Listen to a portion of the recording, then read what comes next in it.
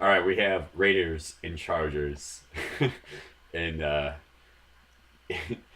you right before we started this record, you said something about this game that I think you should repeat it.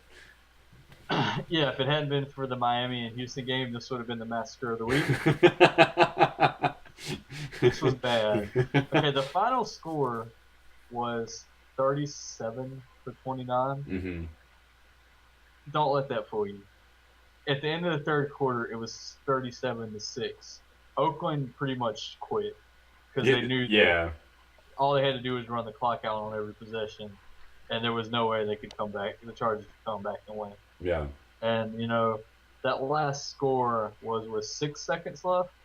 hmm So they honestly let it get a little dicey because something crazy could happen and get a 2 point conversion, and then all of a sudden it's a tie game. But this game wasn't really close. The Raiders maybe need to clean up, when they're ahead, cleaning up that play a little bit. But other than that, we talked about the Raiders Yeah, we having have something been. to build on, and today was, I mean, sort of a coming out party this week. They beat the Chargers, who are traditionally a pretty good team in that division. Oh yeah. They got a division win, and if they start racking up division wins, they got Denver they're gonna have to deal with. So that'll be the real, Well, the fact that they beat San opening Diego game. already, I feel like Yeah. honestly Oakland's good enough to beat the Chiefs twice. At this point, Jamal Charles is out. Kansas City is just kind of a out there. Although I know we'll get to that in the other video, but Kansas City did beat the Steelers this week. Without Ben Yeah. Roethlisberger. So how much you want to count that in? But I do think that Oakland is the real deal. And we've been saying this since last year that you and I have been really watching Oakland closely, and it's the most surprising thing to me, and I think we've been dwelled on this like almost every time we talk about Oakland whenever they have a win, but it is 100% true that it's astonishing to me to see Derek Carr second year, Amari Cooper as a rookie, and they're looking like these guys who have been playing together for 4 or 5 years already. It's Yeah. scary good. It's Yeah. it's just their connection is so flawless that I can't believe that it's happened this quickly, and it's really showing the commitment of the team. Probably their weakest thing on offense is Latvius Murray. I don't think he's a great running back by any means. He had some good games. If they can build up their offensive line a little bit, I think he'll be good enough. Yeah, that's true. Like he could be good enough. Yeah. Not nothing that I guess would be like scared to go against. And I think on the other side with the Chargers is that Philip Rivers. This is 2 weeks in a row now that he's put out really good stats. I mean, I know his stats came out like pretty much the In fourth garbage quarter. time. Yeah, Yeah. but 2 weeks in a row that he's come up with really good stats and are losing games, and Right. it kind of makes you wonder like where this is all coming from because Philip Rivers still has the most passing yards in the NFL. Uh, he's I don't know what to feel about it. How can a guy come out here and put up yards after yards after yards and lose games? He's almost like the opposite of like Matthew Stafford. Back when Matthew Stafford, was bringing up with a 5,000 yard, season, and they're winning games. They're going Right. 90% pass, 10% run, and they're winning games, while the Chargers are pretty much doing the exact same thing and losing games. And I'm not sure where, the fine line is of what you can win a game or lose a game with that many passing yards per game, but it's happening to the Chargers. Man, as San Diego fans know, though, that's pretty much been the MO the entire time Philip Rivers has been there. Yeah. They have they show promise and they play good, and they're by no means they're usually never bad. No. They're usually at least a mediocre at worst, I mediocre think the team. only time that they've been bad with Philip Rivers is that one year where he threw like 20 something Yeah, interceptions, where yeah. he literally had more interceptions than touchdowns that year. That was like the last time they were really bad. Just for whatever reason, though, they just haven't been able to put together a great run Hmm. throughout his entire time with the Chargers, and you just have to wonder how many more years are they going to have Philip Rivers? You know, How many they more years are they gonna have Antonio Gates right, left? not many. Um, the window's closing on San Diego, and it's closing fast. Yeah, Uh, the only good thing they have going for them, at least at the beginning of the season, I thought was, well, it's closing on Denver even faster. yeah, But they're winning games even without Peyton Manning playing good. I'm inclined to think Denver's put together a good enough team that they still want to run this division even when Peyton Manning's gone, yeah. and they're putting the pieces together to do it. Like right now, they would, if not undefeated, they would at least be winning that division probably with just about anyone at quarterback. If Denver was a little bit more long planning, or maybe a little bit smarter on their planning, that they should have gotten a really good rookie quarterback last year. Have him train under Peyton Manning for about three Well, years until they he didn't really. retires. I don't know if they would have had the opportunity in the draft, though. Packers got Aaron Rodgers, in the It's draft. true. It's just one of those scouting things, you know. Yeah, I have to find somebody. that's kind of what I was comparing it to. You get a really good. They should have done it last year already. Like realistically, you get a Right. some quarterback that has really good potential. Have him train under Peyton Manning. You have John Elway, in there too to help you out.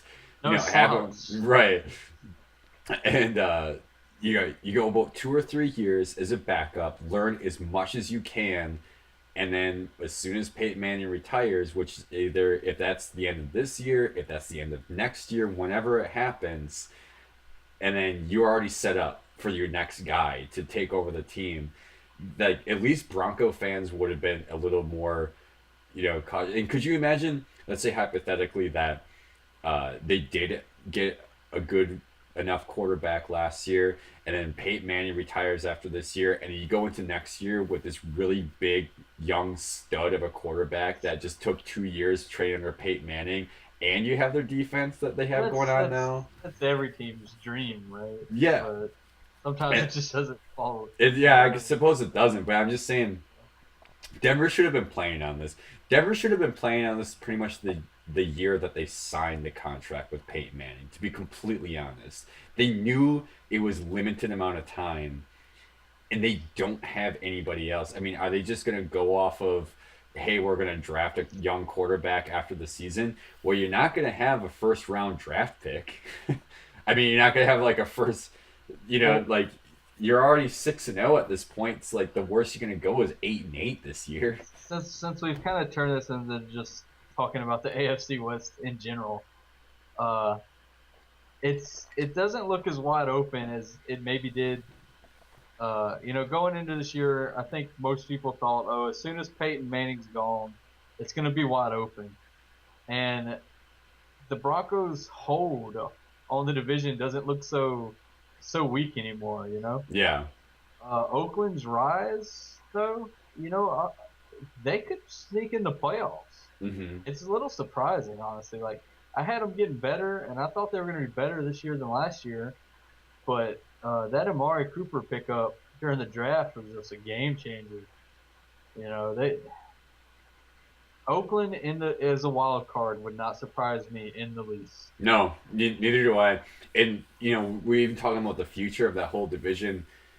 But I think you and I were talking about that after Peyton Manning retires, that it's going to be a fight between San Diego and Kansas City to take over that division. I don't think it's going to be a fight anymore. I think it's going to be a fight with still Denver and Oakland taking over that yeah, division. yeah, And I mean, Denver's that's right. defense is going to stick that way for a few years left Yeah, and everything. Whether their new quarterback situation is going to be a flop or not, I don't know. But at least they have a defense. I mean, they're winning games because of their defense right now. And it looks like it's on at least for the next, for the rest of the decade probably. The AFC West probably gonna be one of the most competitive divisions yeah, over the next few years. yeah, I could see it. like up until last year, the NFC South had a different champion like every year, and I could see the AFC West turning into that pretty quickly, Yeah. honestly. So Because it's even by next year, like you can't count San Diego or Kansas City out. They can completely turn around their seasons next I mean, year. it was just 2 years ago, I think, when every team but Oakland made the playoffs in that division. Yeah, So I know Kansas City's struggling right now, but they're just a few changes and tweaks and healthy players from being a playoff team. right. They've just really struggled with injuries and different things. So I mean, they might be a write off this year, but long term they're far from a write off. At least that's what I think. Right. So uh, the AFC West, interesting.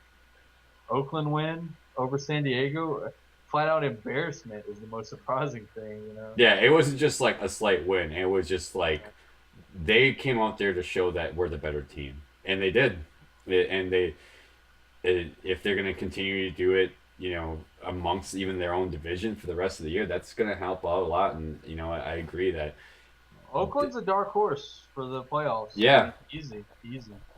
I think they definitely could take at least a wild card spot this year, and it would be fun. It would be fun to see a different team coming in there in the AFC for wild card this It's year. been a while. Oakland was historically a pretty good team, but the last, I guess it was '02 when they lost that Super Bowl, Yeah, and since then they've been a pretty awful team, yeah, which is unusual for the Oakland Raiders history. It'll be good to see them back in the win column. I don't just outright hate any fan base. Uh, you know, so it'll be good for that fan base and everything. Whatever, yeah. fun. It's fun. It's been over 10 years, so Oakland's definitely. a fun team. I think a little bit's been said about it. Oakland has a notorious fan base, Raider Nation, Yeah, and they're always a fun team when they have success to watch. A lot of times controversial, right. but I think maybe the that's NFL is usually a little bit. Historically it's been a little bit more interesting when Oakland's been good. uh-huh. So But I think that might be the most interesting thing is if Oakland is gonna come out and have a great season by like the end of the last week. This probably is going to be the cleanest Oakland team that have a winning season, like realistic, because they're right. winning, but like they're not like doing dirty things at all. They're just kind of like, oh, we're gonna This be is good. this is this is not John Madden's Raiders. This is a Yeah, new breed of Raiders. That's for exactly. damn. Anyway, So so I guess that wraps it up. that wraps it up, definitely. If you have your own opinions about the AFC West and about this game and everything, please let us know in the comments. And if you want to follow us on Twitter and on Facebook, there are links in the description below. It would be great to hear from you. Any last words?